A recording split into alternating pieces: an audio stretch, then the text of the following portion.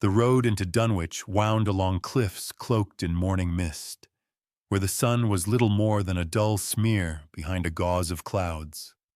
Edwin Mallory, journalist, skeptic, and hunter of things best left unearthed, peered out from the carriage window, scribbling impressions into his leather-bound notebook. His articles rarely bore his name. That was how he preferred it. Fame meant visibility, and visibility hindered true investigation. Dunwich had a sickness to it. He felt it before he saw the collapsing steeples and wind-crooked chimneys.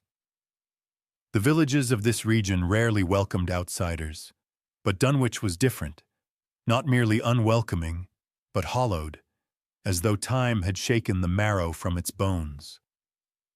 The air tasted of brine and mildew. At the rickety inn, the innkeeper barely hid his disdain. "Nothing here but fish and fog, sir. Whatever you're looking for, best you look elsewhere." Edwin smiled thinly and paid in coin dulled by years in too many pockets. That night, he walked the shingle-lined coast, lantern in hand, until the skeletal silhouette of the harbor rose through the haze. There, anchored in defiance of time and tide, was the ship. Its name had been blackened by fire or barnacle, though Edwin doubted it had truly ever owned one. Villagers whispered that it had appeared without warning 6 nights prior when a violent storm battered the coast. No crew, no cargo, just an ancient vessel adrift and silent. Its presence had disturbed the tides. Fish floated belly up for miles. Nets came back torn, and 2 children had vanished. Edwin lingered at a distance, sketching its broken mast, the way its hull sank slightly to starboard. Then came a wheezing voice behind him. "Shouldn't get too close. It'll speak to you." An old man, sea-battered and wearing a coat stitched from more patches than cloth, emerged from behind the rocks. His one eye gleamed pale blue. "Been talking since it came," the fisherman muttered. "Whispers in the tide. One of my traps found a thing. Not crab, not fish, soft and pale. Had too many mouths."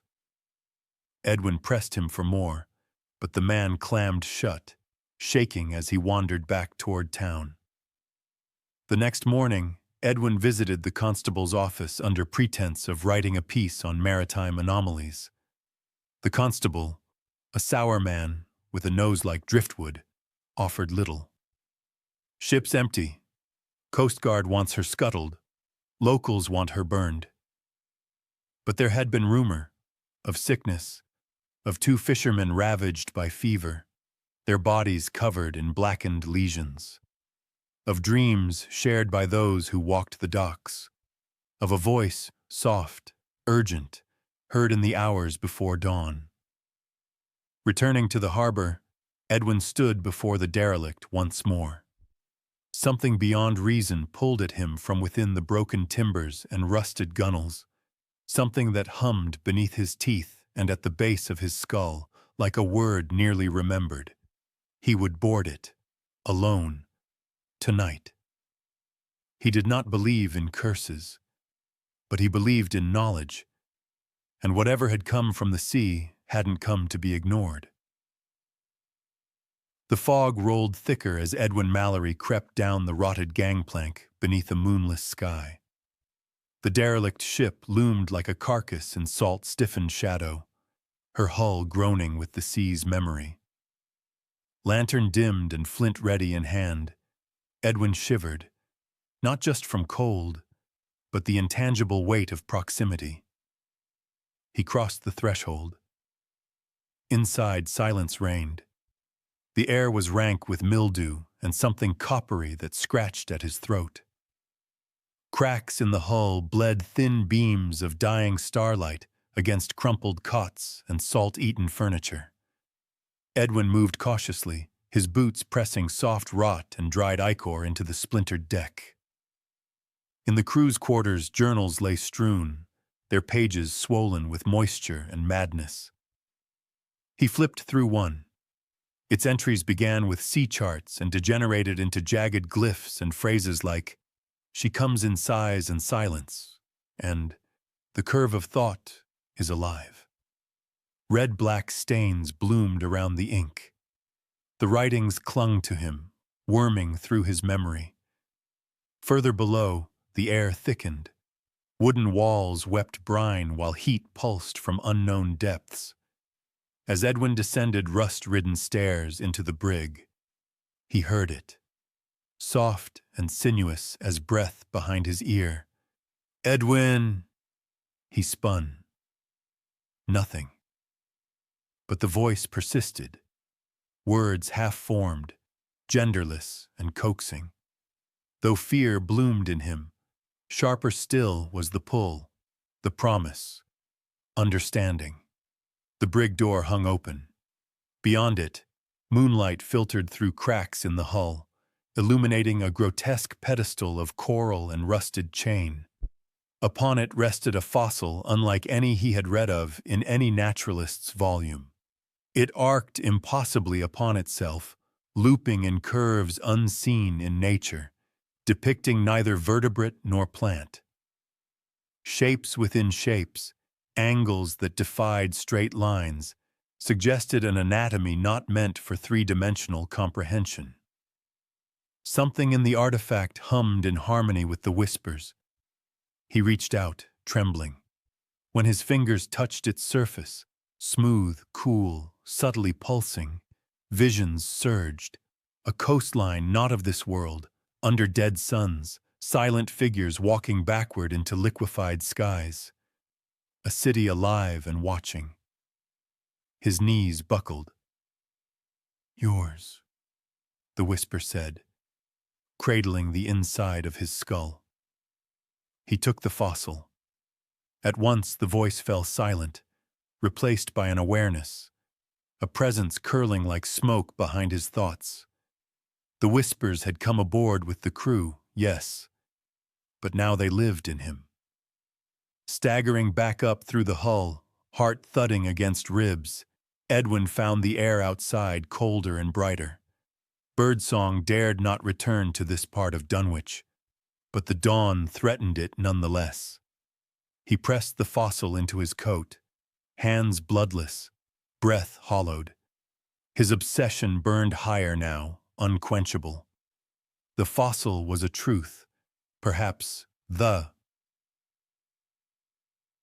truth, and it had chosen him. As he stepped onto shore once more, the whispers coiled into hush, waiting. But they would not wait long. The sickness came fast. At first, Edwin Mallory thought it a coincidence. The coughing fits, the tremors, the muttering villagers with their vacant eyes. But within days, it swept Dunwich like a curse, leaving hushed voices in the air even as mouths stayed closed. Mothers whispered sleepwalking lullabies to nothing. Children stared hollowly at walls, giggling at things unseen. One man walked straight into the ocean and didn't come back. Edwin locked his boarding room door and examined the fossil under oil lamplight. Its ridges seemed to pulse at the edges of vision. A trick, surely. Yet the whispers came clearer with it near. Layered voices, not comprehensible words, but promises, sensations, the suggestion of truths worming just outside intention. He tried sealing it in a trunk. Still the whispers came. That night, it came to him again. He awoke to the scent of brine and candle wax. The air shivered with impossible cold, and when he turned, a form stood at his bedside. Impossible to say if it was man or woman. Its skin flowed like smoke and shadow, its eyes vast and silver. It whispered not with lips, but with presence, curling around his mind. "You have seen the fossil.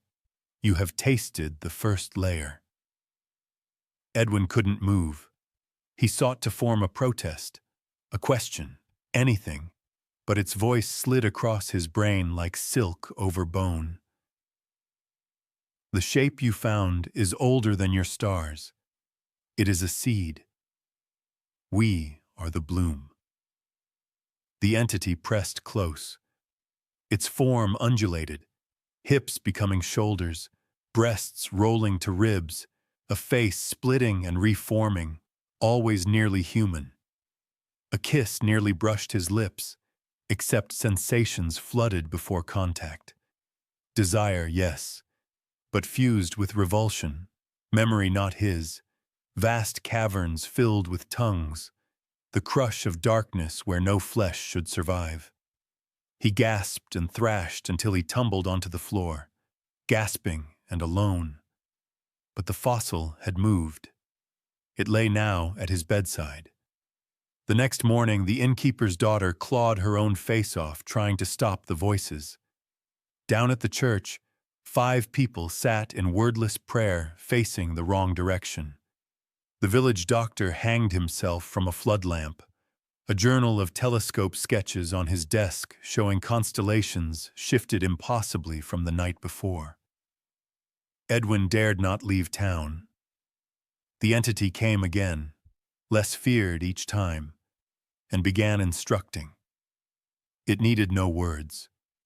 In his dreams, its form danced through ruined cities and wound back the sky into coordinates Edwin etched upon his wall. He burned them after, but always rewrote them come morning.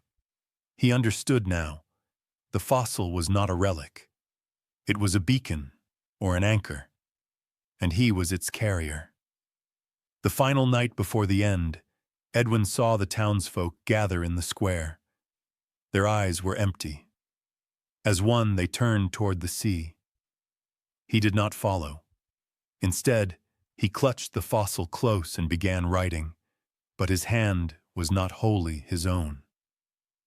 The air above Dunwich shimmered with smoke and dread as fire consumed the harbor. Orange fingers clawed skyward from the derelict ship, which now housed not sailors, but memories too ancient for sanity's tether. The timbers crackled like bones snapped beneath unseen weight. Edwin Mallory, clutching the impossible fossil close to his chest, staggered from the carnage, gaze unfocused, hearing only that maddening whisper threading through the wind. The villagers had set the blaze in desperation, an attempt to cleanse their lives of something they could not name, but could feel. Some had already succumbed, their bodies hollowed by illness, voices borrowed by the unseen thing Edwin had met in the dark. He had seen it again amidst the flames' glow, shimmering with neither male nor female form, long-limbed, faceless, and radiant with a terrible promise. It had stood atop the ship, not burning, but watching. He stumbled into the woods beyond the town, mist curling like spectral fingers around birch trunks. The whispers grew clearer now, methodical, no longer mere seduction, but instruction. Languages dead before men walked upright clicked and whirred behind his ears. He didn't try to resist. Resistance had become irrelevant. He opened his satchel and withdrew his notebook. Ash still clung to its spine.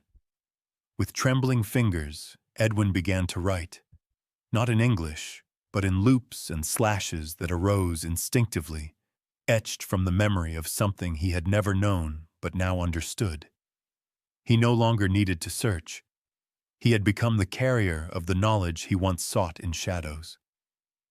Behind him, Dunwich receded into smoke and screams, the fire consuming both denials and truths.